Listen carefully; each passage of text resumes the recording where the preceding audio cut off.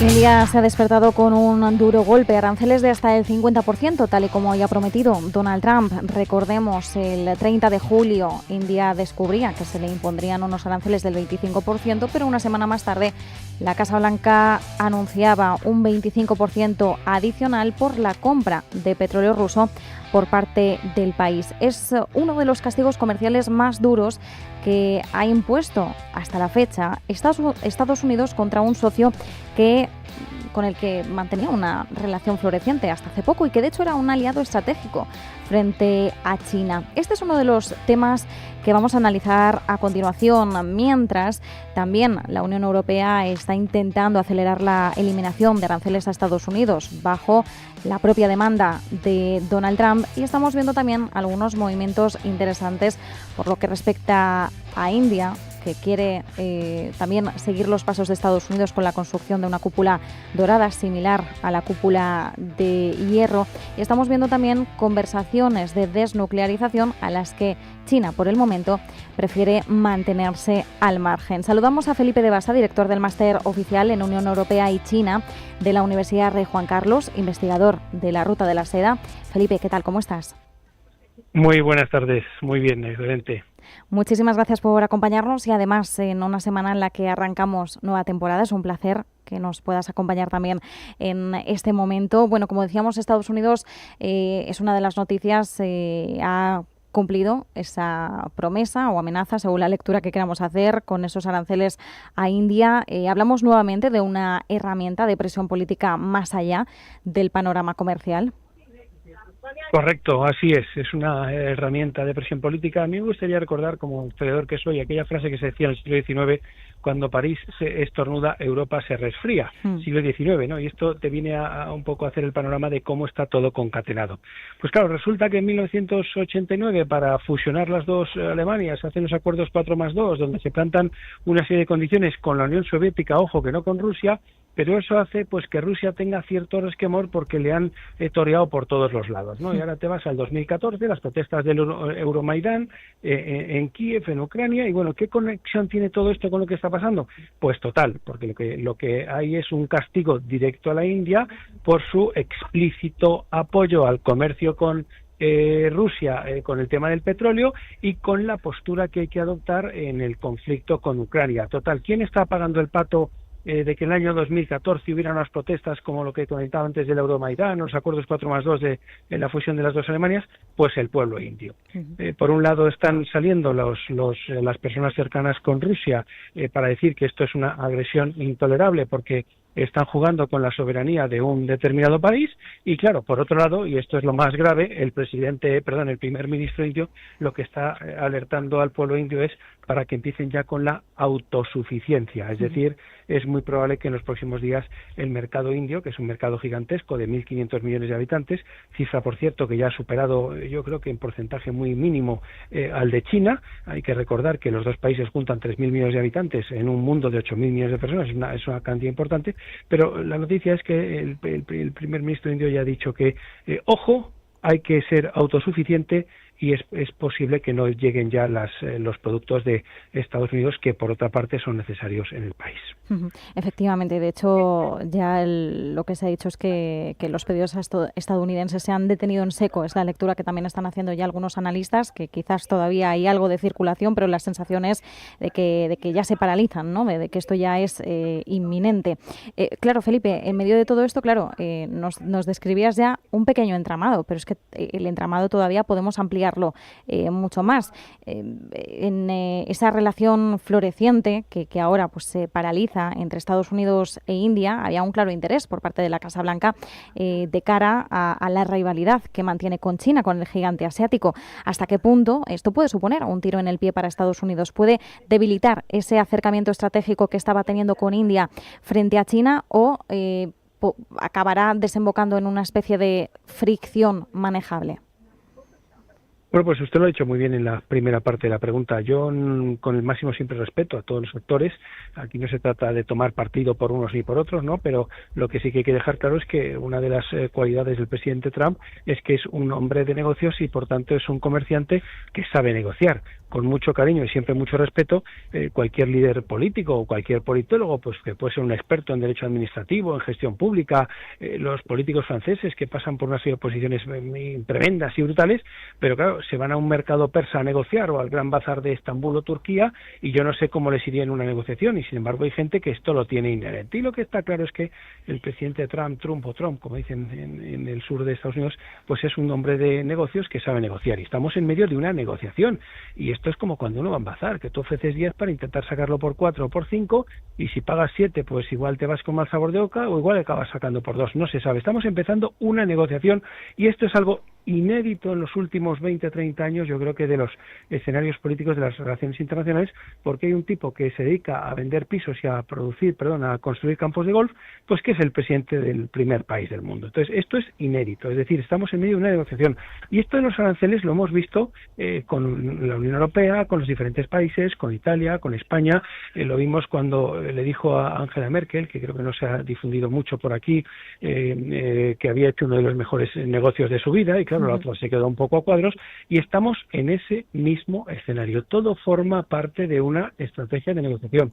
Ahora bien, jugar con un mercado de 1.500 millones de habitantes no es jugar con un mercado terciario de 80 millones de habitantes. Entonces, como usted bien ha dicho, la cosa puede salir regular.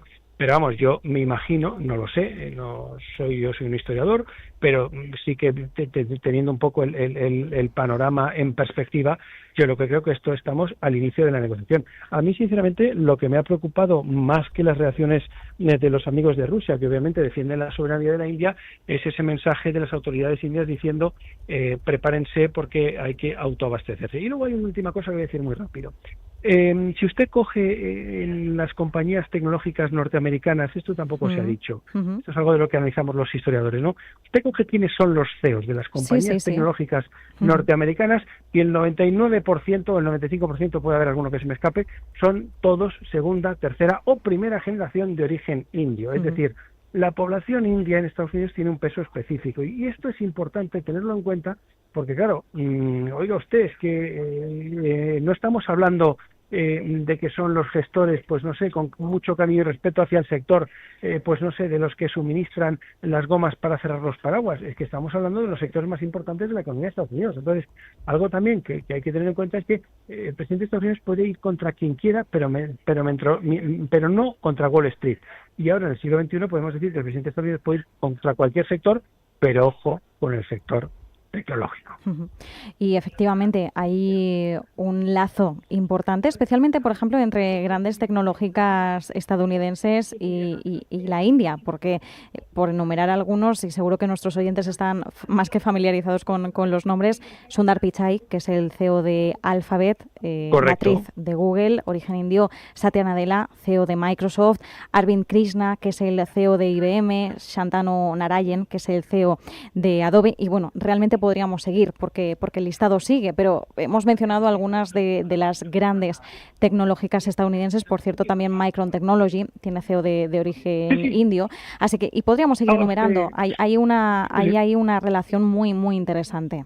Sí, hago usted el ejercicio. Yo lo hago porque, como director de un máster oficial que se ocupa de China, pues lo que intento decirle a mis estudiantes es que si ustedes quieren pensar en clave tecnológica, pues tienen que aprender algo de budismo, confucianismo y taoísmo, porque tienen que saber cómo piensan estos tipos, porque lo que queda claro es que si el 100% de las tecnológicas chinas están en manos de CEOs chinos y el 99 o el 95% de las empresas tecnológicas americanas están en manos de CEOs de la India, pues está claro que el pensamiento pues no va a ser el judio-cristiano tradicional de nuestra zona de Grecia, porque no hay un griego al frente de Facebook, aunque sí que temporalmente estuvo que fue viceministro de Gran Bretaña, Nick Clegg, que era el director vicepresidente de Meta, pero con un puesto no de gran relevancia, ¿no? Entonces hay que saber cómo piensa esta gente en todo, en los negocios, qué concepción tienen de la vida, de la muerte, de la familia, de las relaciones humanas, de las relaciones personales, porque por ahí va el futuro del mundo, por eso y porque además es que son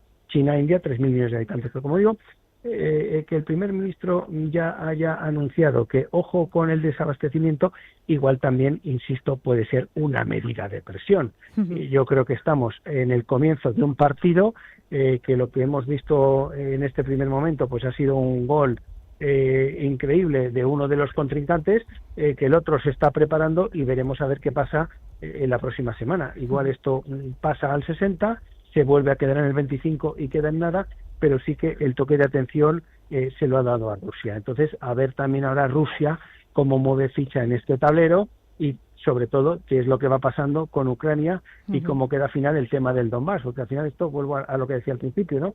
Cuando París estornuda, Europa se resfría. Pues al final vete tú a saber si estas cosas de los 50% de aranceles y de que India no vaya a comprar más energía rusa, pues acaban pagando el pato los de Sebastopol, que puede ser que los tiros vayan por ahí.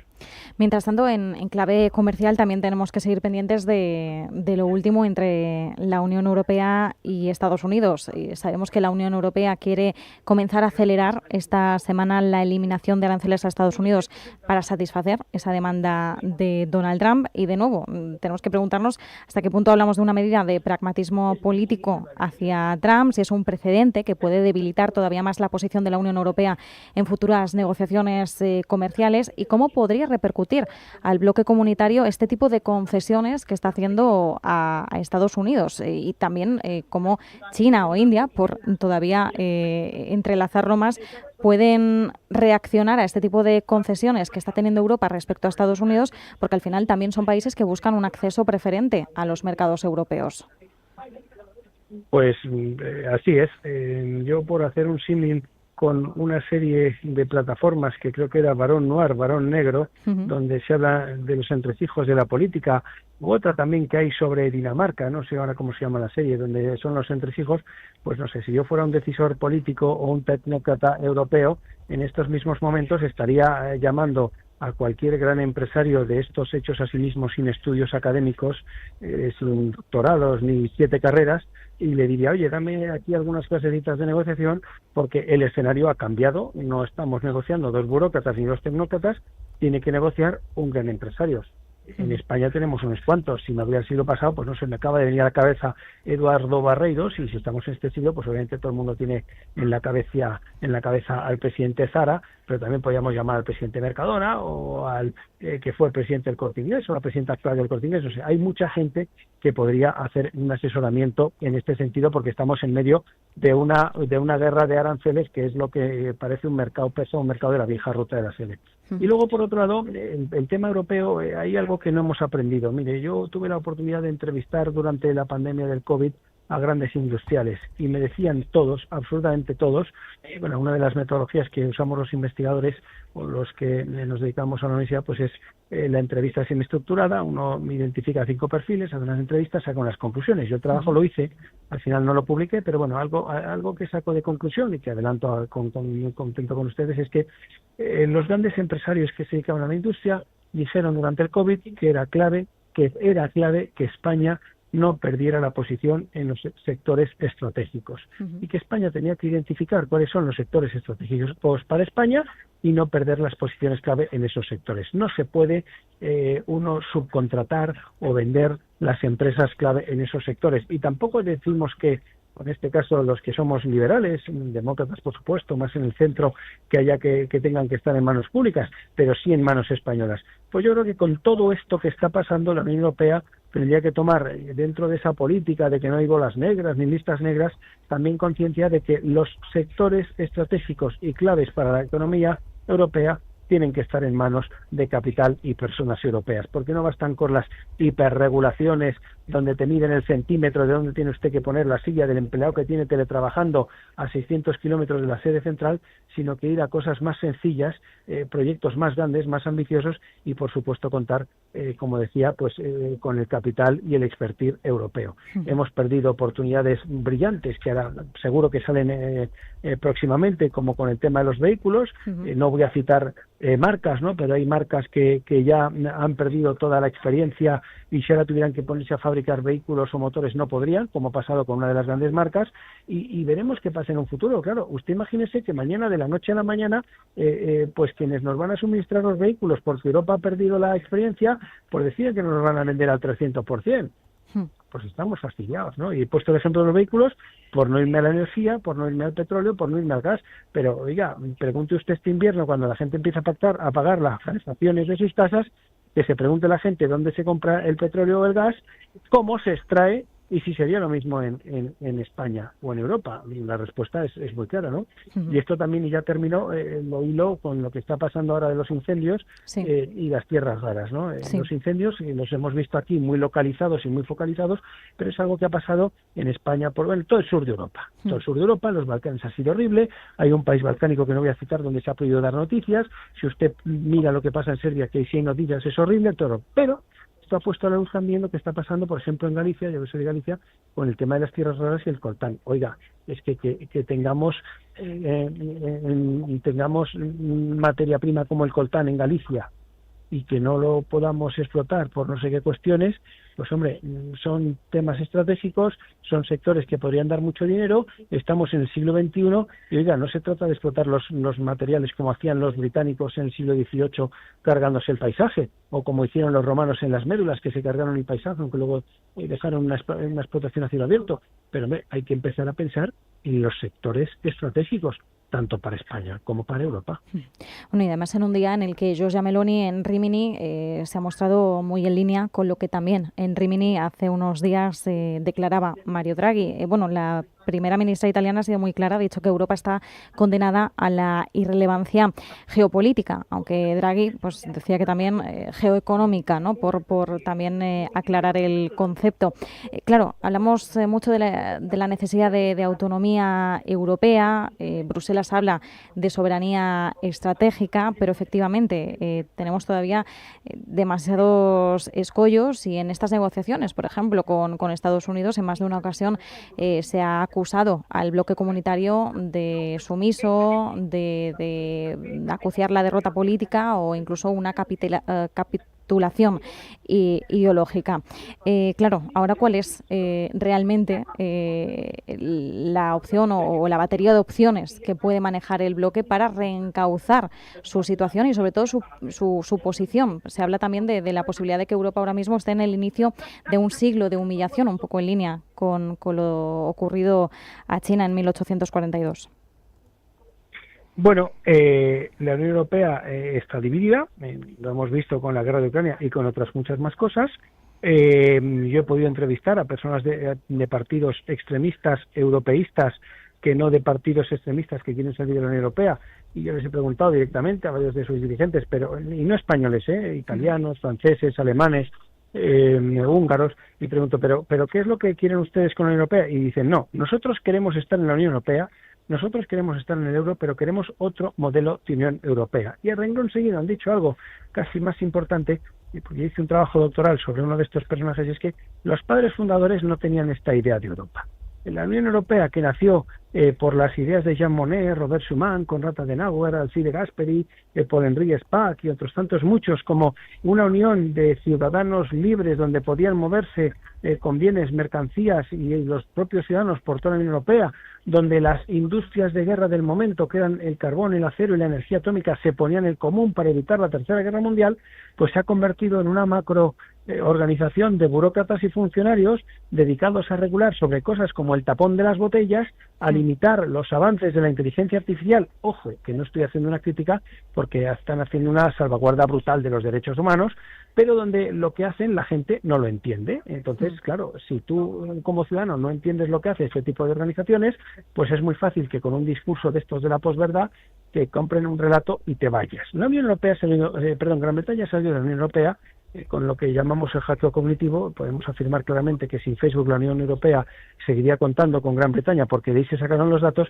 pero es muy significativo que el presidente Johnson, cuando dimitió y se fue del cargo del primer ministro, dijo dos cosas, dijo una en español, hasta la vista baby, y dijo otra más importante a su sucesor: empiecen ya a desregular, que nos hemos pasado, desregulen más. Y algo que las personas que querían salir de la Unión Europea en Gran Bretaña decían es que Gran Bretaña se había convertido en un nido de burocracia regulatoria que impedía el crecimiento. Tenemos un ejercicio brutal con el tema de la regulación, y yo vaticino, me puedo equivocar, como un ejercicio de prospectiva, que es probable que los partidos políticos centrados, moderados, centro-izquierda y centro-derecha, en no muy lejano panorama, empiecen a presentar ya iniciativas de desregulación. Porque al final, usted lo ha dicho claramente, y es muy significativa la foto del presidente Trump sentado en el despacho Oval, en la mesa, poderoso, con enfrente los líderes europeos acojonados y mirando al suelo. Sí. Yo no sé por qué, pero es la imagen que ha dado, y la imagen que había del presidente Trump en la primera presidencia en el año 2017, el tío sentado y los otros dándole órdenes. Es decir, el panorama ha cambiado, el lenguaje gesticular ha cambiado, todo ha cambiado.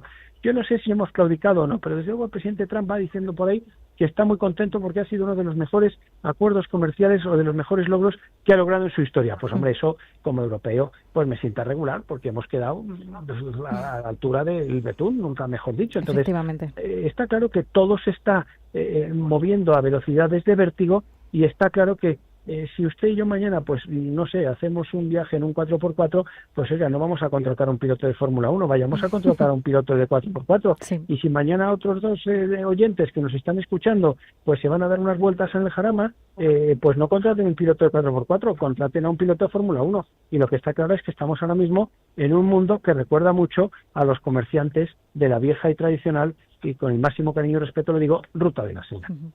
Felipe, nos quedan unos pocos minutos, pero me gustaría aprovechar para preguntar por India y el hecho de que esté avanzando hacia su propia cúpula de hierro, el sistema antimisiles israelí, que por cierto también quiere replicar Estados Unidos. Trump lo llamó la Golden Dome, la cúpula dorada, y parece que India pues también quiere replicar, ¿no?, esos movimientos. ¿Qué consecuencias podría tener esto si tenemos en cuenta las tensiones con Pakistán o también ese pulso estratégico que mantiene incesantemente con China?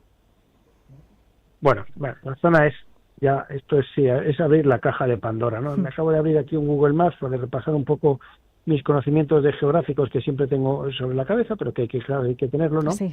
Claro, tenemos a una China y a India separadas por una serie de lo que se llamaba antes estados tapón. Puede ser que quien me oiga pues no esté de acuerdo, pero en la discrepancia avanza la ciencia. Tenemos Nepal, tenemos al Tíbet de China, tenemos a Bután, pero claro, luego por otro lado tenemos a la India y Pakistán, que por cierto los dos han cambiado de nombre, porque India se llama India o Indostán por el río Indo, que no está en la India, que está en Pakistán. India ahora se quiere llamar Bharat, y entonces Pakistán ha dicho que si India deja el nombre ellos se llamará Indostán, porque el río Indo está en Pakistán. Y tenemos los conflictos con Afganistán. Tenemos, que ahora no se habla mucho porque la cosa está, creo, pacificada, lo que pasa en la región de Cachemira entre Pakistán y la India, con unas fronteras no claras. Tenemos lo que antes era el otro lado de Pakistán, que es toda la culpa de todo esto es de los británicos y de la descolonización, que crearon un estado hindú y otro estado musulmán. El estado musulmán se llamaba Pakistán, pero claro, tenía las dos partes separadas, y entonces la parte de la derecha o del oriente, que queda más fino y elegante, dijo pues que no querían nada con la parte occidental, porque había entre medias había un país y 3.000 o 2.000 kilómetros, que es Bangladesh, que nació siendo Pakistán. Y miren ustedes la población de Bangladesh, ¿no? Entonces tenemos ahí un eje muy complicado. De hecho, como ejercicio para nuestros espectadores y oyentes, yo les recomiendo, yo lo hago de vez en cuando porque es curioso, ¿no? Y tienes un aprendizaje.